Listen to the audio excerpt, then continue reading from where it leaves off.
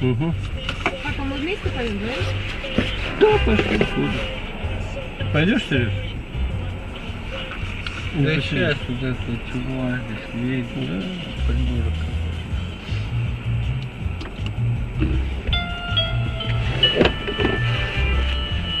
Смотри, вот забила.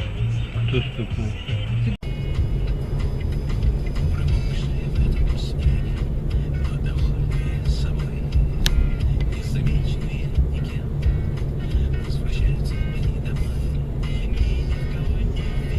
Ух ты, ни хрена себе.